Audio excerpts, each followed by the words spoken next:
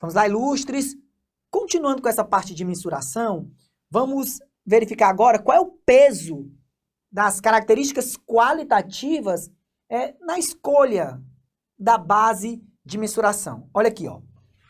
Relevância. Olha, a relevância das informações fornecidas pela base de mensuração para ativo ou passivo e para as respectivas receitas e despesas é afetada pelas características do ativo ou passivo, dá vontade de dizer, é mesmo? E pela forma como o ativo ou passivo contribui para fluxos de caixa futuros, né? Obviedade aí. Características, sai do meio, Marcondinho, olha. Características do ativo ou passivo. Ó, uma coisa é a característica do ativo ou passivo, outra coisa, a forma como o item contribui para fluxo de caixa no futuro. A relevância das informações fornecidas pela base de mensuração depende parcialmente das características do ativo ou passivo, em particular, da variação dos fluxos de caixa e sobre se o valor do ativo ou passivo é sensível a fatores de mercado ou outros riscos. Se o valor de ativo ou passivo é sensível a fatores de mercados ou outros riscos, seu custo histórico pode diferir significativamente de seu valor corrente. Verdade. Olha, lá na transação foi um valor. Rapaz, mudou tanto que agora na mensuração realmente está bastante diferente. Consequentemente, o custo histórico pode não fornecer informações relevantes se as informações sobre mudanças no valor são importantes para os usuários das demonstrações contábeis. Por exemplo, o custo amortizado pode não fornecer informações relevantes sobre ativo financeiro ou passivo financeiro, que seja derivativo. O derivativo, como regra, aquele exemplo que eu dei sobre um ativo financeiro, ali é avaliado, mensurado ao custo amortizado. Um derivativo, qual é a regra do derivativo? Valor justo. Interessa o valor justo de um derivativo. Beleza? Aí custo amortizado não cabe tanto, né?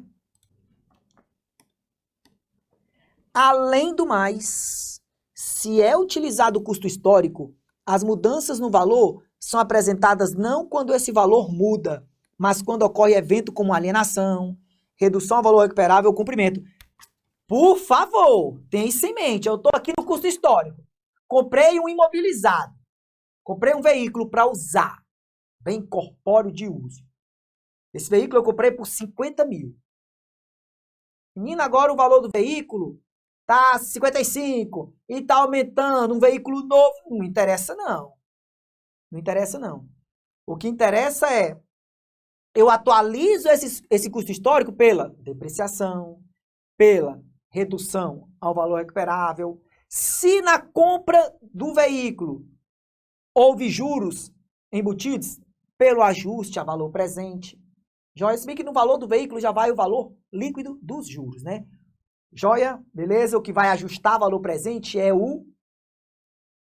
no caso, o passivo, se eu comprei o veículo a prazo. Ó. É bom a gente equalizando, entendendo direitinho como o jogo é jogado, beleza? Ajuste a valor presente vai retificar um direito ou uma obrigação. Pois bem, isso pode ser incorretamente interpretado de modo a implicar que todas as receitas e despesas reconhecidas na ocasião desse evento, então surgiram e não ao longo dos períodos durante os quais o ativo ou passivo foi mantido. Ademais, como a mensuração ao custo histórico não fornece informações tempestivas sobre mudanças no valor, as receitas e despesas apresentadas nessa base, ó, o custo histórico não é a informação lá de trás, né? As receitas e despesas apresentadas nessa base podem carecer de valor preditivo e valor confirmatório, por não refletir o efeito completo da exposição da entidade ao risco decorrente de manter o ativo ou passivo durante o período de relatório. As mudanças no valor justo de ativo ou passivo refletem as mudanças nas expectativas de participantes do mercado e mudanças em suas preferências de risco, não é não? Tá? Então, por que o valor justo de um item é 10, depois passa para 13? Ou despenca para 8? Tem a ver com preferências de risco ou expectativas diversas dos participantes do mercado, tá? Dependendo das características do ativo ou passivo que está sendo mensurado e da natureza das atividades de negócios da entidade, as informações que refletem essas mudanças nem sempre podem fornecer valor preditivo ou valor confirmatório aos usuários das demonstrações contábeis. Esse pode ser o caso quando as atividades de negócios da entidade não envolvem a venda do ativo ou a transferência do passivo, por exemplo, se a entidade mantém os ativos exclusivamente para uso ou exclusivamente para recebimento de fluxo de caixa contratuais, ou se a própria entidade deve cumprir as obrigações. Ah, eu estou com um ativo aqui, eu fiz uma aplicação financeira e eu quero uma coisa com essa aplicação financeira. Reconhecer aqui os juros e um dia resgatar. Não vou vender. Não vou passar para frente. Interessa o valor justo aí? Não. Não. Ok? Olha. Contribuição, a gente viu as características, né, de ativo e passivo. Contribuição a fluxos de caixa futuros. Conforme observado lá atrás, alguns recursos econômicos produzem fluxo de caixa diretamente. Em outros casos, os recursos econômicos são utilizados em combinação para produzir fluxo de caixa indiretamente. A gente já tratou disso. Como os recursos econômicos são utilizados e, portanto, como ativos e passivos produzem fluxo de caixa, depende em parte da natureza das atividades de negócios conduzidas pela entidade. Quando a atividade de negócio da entidade envolve o uso de diversos recursos econômicos que produzem fluxos de caixa indiretamente, ao serem utilizados em combinação para produzir e comercializar produtos e serviços aos clientes, é provável que o custo histórico ou o custo corrente forneça informações relevantes sobre essa atividade. Beleza. Por exemplo, o imobilizado geralmente é utilizado em combinação com outros recursos econômicos da entidade. Similarmente, o estoque normalmente não pode ser vendido ao cliente, exceto fazendo uso amplo de outros recursos econômicos. Por exemplo, tome propaganda. Tá? Os itens tais explicam como a mensuração desses ativos ao custo histórico ou custo corrente pode fornecer informações relevantes que podem ser utilizadas para obter margens atingidas durante o período. Bora vencer essa chatice. O que tem de chato tem de importante. Vá por mim. Para ativos e passivos que produzem fluxo de caixa indiretamente, tais como ativos que podem ser vendidos independentemente e sem penalidade econômica significativa, por exemplo, sem interrupção significativa do negócio, é provável que a base de mensuração que fornece as informações mais relevantes seja o valor corrente, que incorpora as estimativas atuais do valor, época e incerteza dos fluxos de caixa futuros. Quando a atividade de negócio da entidade envolve administrar ativos financeiros e passivos financeiros com o objetivo de receber fluxos de caixa contratuais, o custo amortizado pode fornecer informações relevantes. É o exemplo lá da aplicação financeira, onde eu vou apenas uma coisa, aguardar o resgate, né? E nesse meio tempo vamos ter juros aí, que podem ser utilizados para obter a margem entre os juros auferidos em ativos e os juros incorridos em passivos. Tá? Contudo, ao avaliar se o custo amortizado, porque eu tenho o ativo financeiro aqui, ó, misturado ao custo amortizado, ó, fiz uma aplicação financeira de 100, rendeu 4, minha aplicação financeira agora é 104. E tem um passivo financeiro, também avaliado pelo custo amortizado. Eu tenho um empréstimo de 100, houve juros de 4, agora eu devo 104. Vento que sopra lá, sopra cá. Beleza? Olha aí.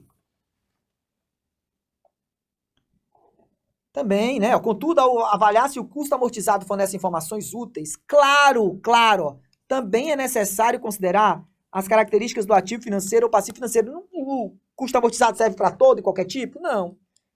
É improvável que o custo amortizado forneça informações relevantes sobre fluxos de caixa que dependem de fatores que não sejam o principal e os juros. Custo amortizado é quando eu estou focado em quanto eu apliquei, mais os juros. Pronto! Se é algo que, ó, apliquei, vai ter juros, mas eu vou negociar. Vou negociar. Estou proibido, não. Custo amortizado não vai interessar. Aí já interessa o valor justo. Percebeu? Vamos aqui, ó. Representação fidedigna, porque a gente estava filosofando sobre relevância. que tratava aí das características do ativo e passivo, a forma como eles contribuíam para o fluxo de caixa. Olha aí, sobre representação fidedigna.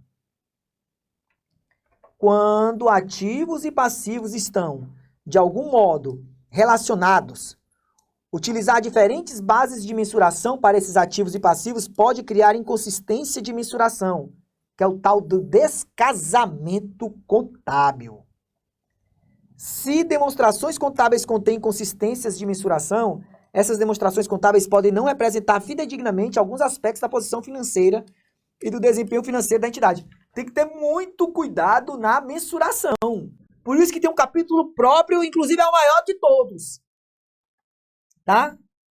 Assim, o aspecto quantitativo, mensurar, é vital na contabilidade. Se eu não consigo mensurar de forma confiável, fica fora da contabilidade, né? Então é importante, muito importante, ilustres. Consequentemente, em algumas circunstâncias, utilizar a mesma base de mensuração para ativos e passivos relacionados pode fornecer aos usuários as demonstrações contábeis, informações que são mais úteis do que informações que resultariam do uso de diferentes bases de mensuração. Isso pode ser particularmente provável quando os fluxos de caixa de ativo ou passivo estão diretamente ligados aos fluxos de caixa de outro ativo ou passivo. Deixa ele filosofar. Conforme observado nos itens tais, embora a representação perfeitamente fidedigna esteja livre de erros, isso não significa que as mensurações devem ser perfeitamente precisas em todos os aspectos. A gente já sabe que representação fidedigna, informação completa, neutra e livre de erro não significa perfeição, exatidão em todos os aspectos.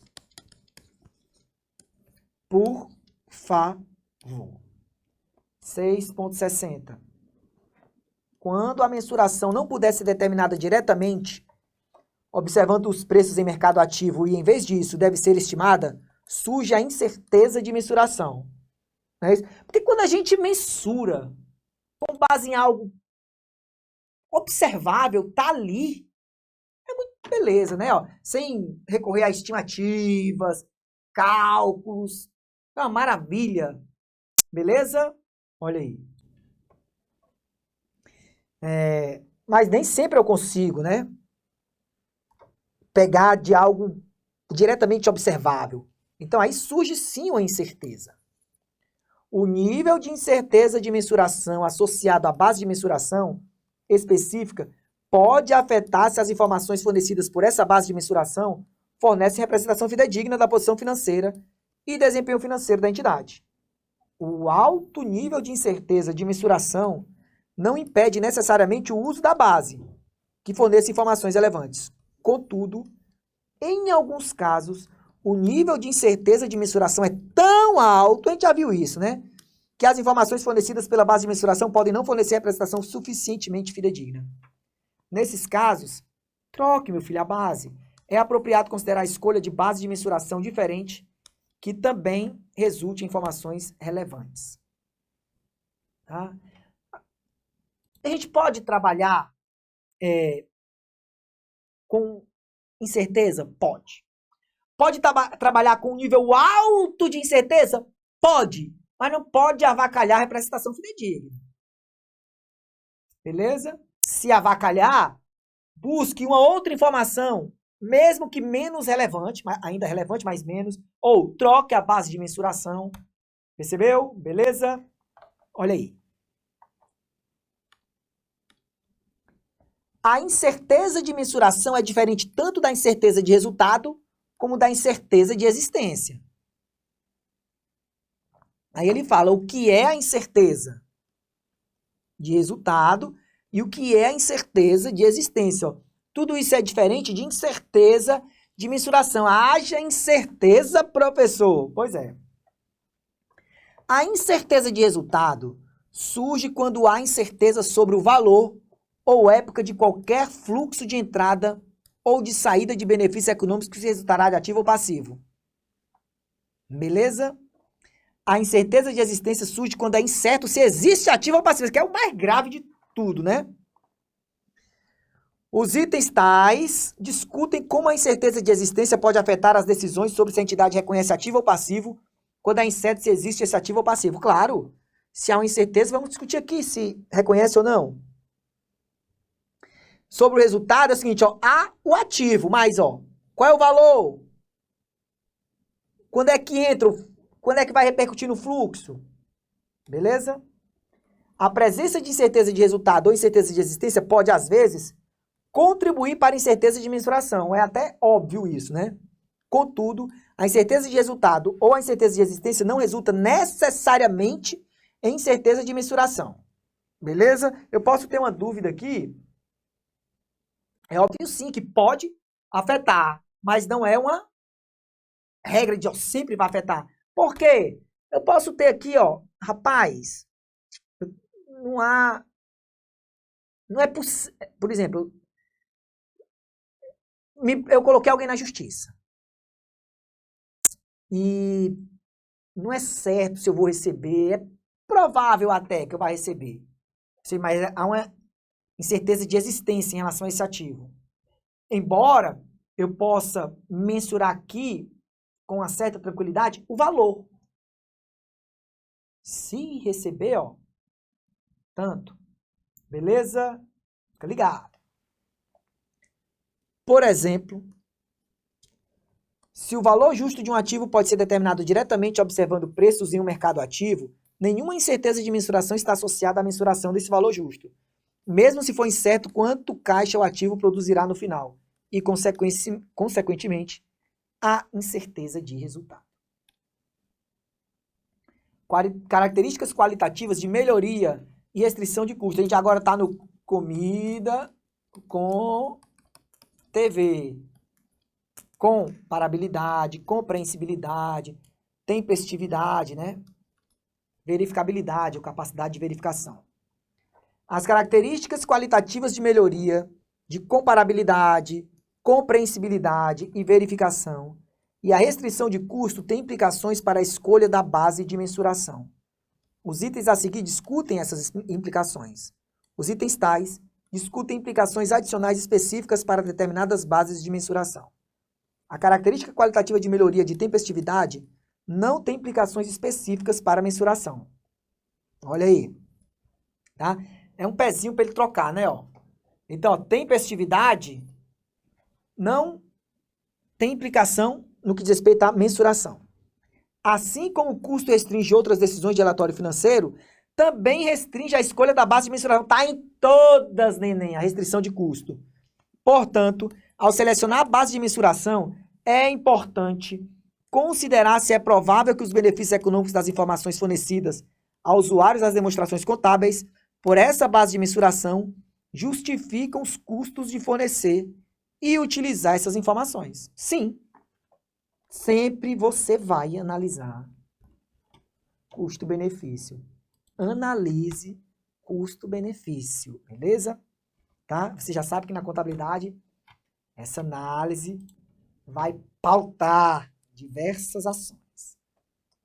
Utilizar consistentemente as mesmas bases de mensuração para os mesmos itens, seja de período a período na entidade que reporta, ou em um único período para diferentes entidades, pode ajudar a tornar as demonstrações contábeis mais comparáveis. Consistência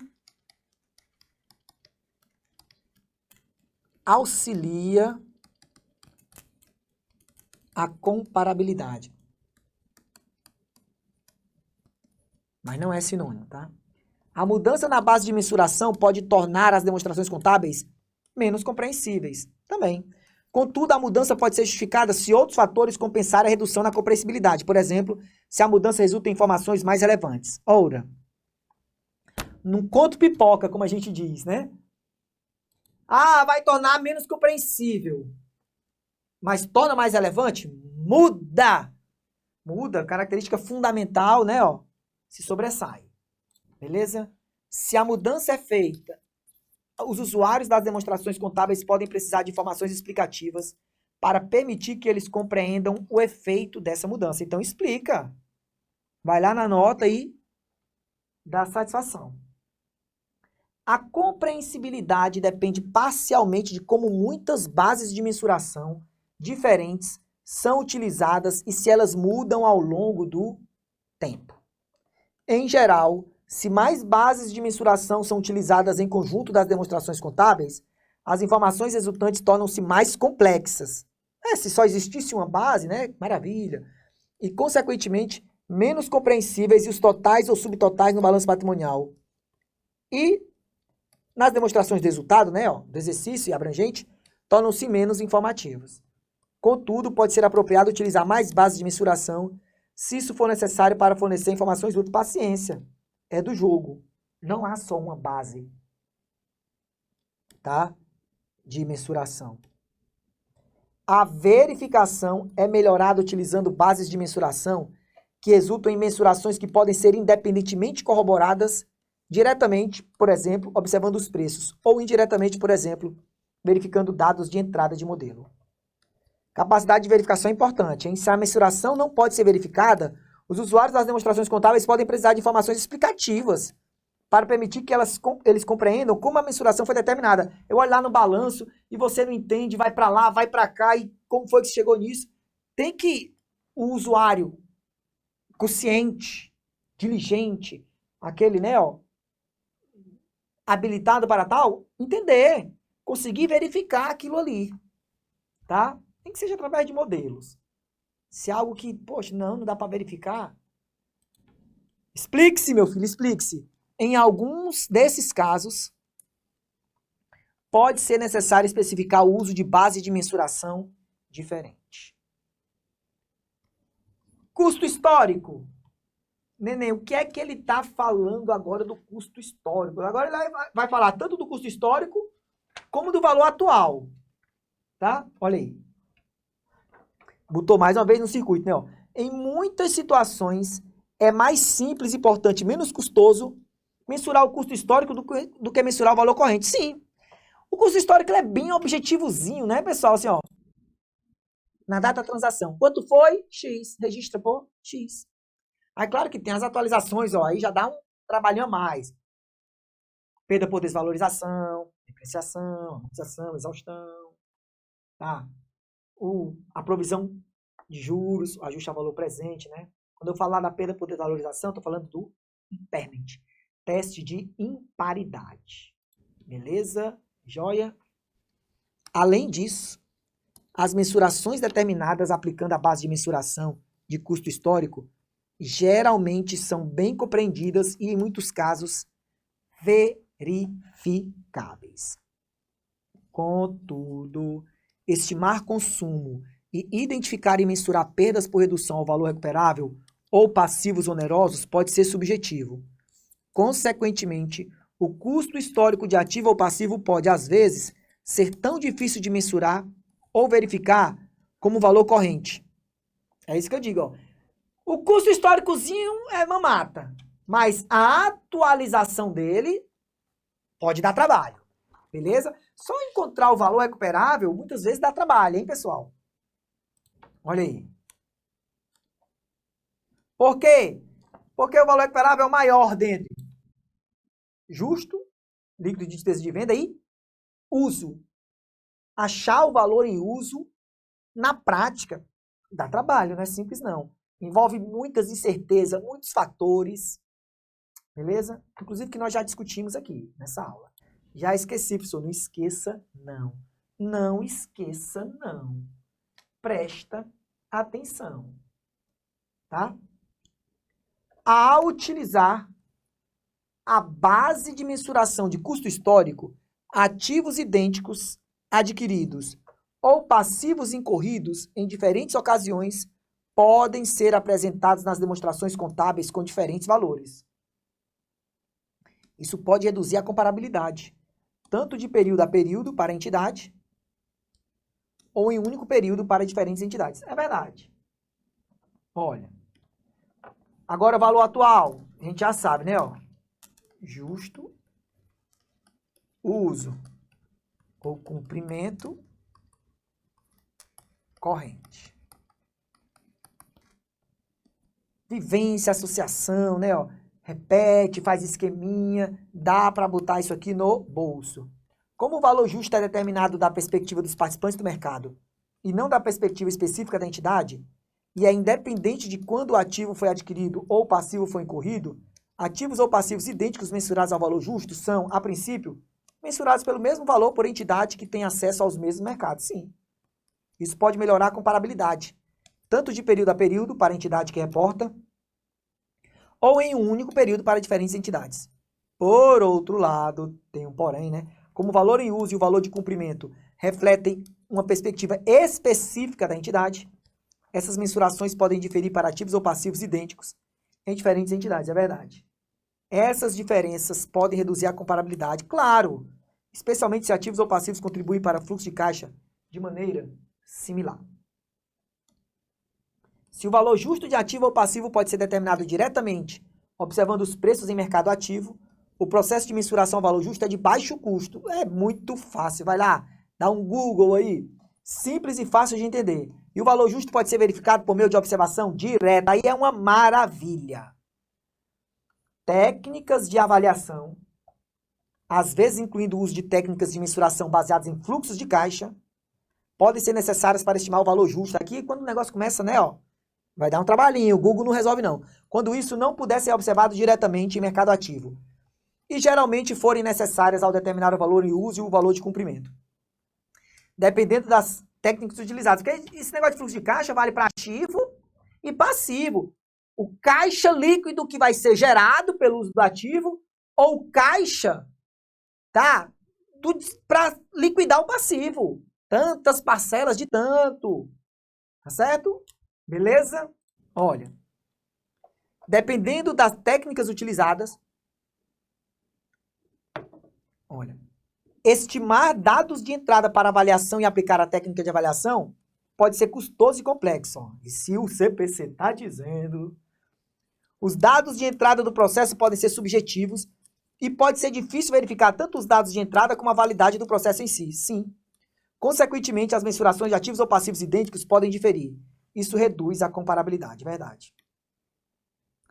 Em muitos casos, o valor em uso não pode ser determinado significativamente para ativo individual usado em combinação com outros ativos. Em vez disso, o valor em uso é determinado para grupo de ativos, unidos venceremos. E o resultado pode então precisar ser alocado a ativos individuais, verdade. Esse processo pode ser subjetivo e arbitrário. Ó. Paciência, faz parte do jogo. Além disso, as estimativas de valor em uso para ativo podem inadvertidamente refletir o efeito de sinergias com outros ativos no grupo. Consequentemente, determinar o valor em uso de ativo utilizado em combinação com outros ativos pode ser um processo custoso e sua complexidade e subjetividade reduzir a capacidade de verificação. Olha, ele está apresentando os problemas aqui de valor em uso, né, pessoal? Por esses motivos, o valor em uso pode não ser base de mensuração prática para remensurações regulares desses ativos. Contudo, pode ser útil para remensurações ocasionais de ativos, por exemplo, no caso lá do teste para redução ao valor recuperável. É mais uma coisa ocasional, tá? Do que ficar fazendo toda hora, porque pode ser bem custoso, complexo. E olha aqui, ó, fechando, ao utilizar a base de mensuração de custo corrente, ativos idênticos adquiridos ou passivos incorridos em diferentes ocasiões são apresentados nas demonstrações contábeis com os mesmos valores. Isso pode melhorar a comparabilidade, tanto de período a período, que reporta, ou em um único período para diferentes entidades. Contudo, determinar o custo corrente pode ser complexo, subjetivo e custoso. Dá um exemplo, meu filho. Pode ser necessário estimar o custo corrente de ativo, ajustando o preço corrente de novo ativo para refletir a idade atual e a condição do ativo mantido pela entidade. Tá? Olha, essa máquina aqui que eu comprei, quanto vale ela hoje, na data de mensuração? Eu não estou olhando uma máquina nova, não. Essa máquina que eu comprei, já estou aqui, ó, quanto ela vale hoje, Quanto vale esse ativo hoje, ó? Aí tem que fazer um cálculo aqui, né, ó? Porque não é uma nova. Então pode dar um trabalhinho, sim, tá? Além disso, devido às mudanças na tecnologia, às mudanças nas práticas de negócios, muitos ativos não seriam substituídos por ativos idênticos. Ó, verdade. Ah, já mudou, foi, meu filho? Comprei aqui esse ativo, quero repor aqui, ó. Já nem tem mais, já tá no mercado um outro modelo aqui, tá? Isso tudo coisa que também traz uma dificuldade para o custo corrente. Já a gente continua.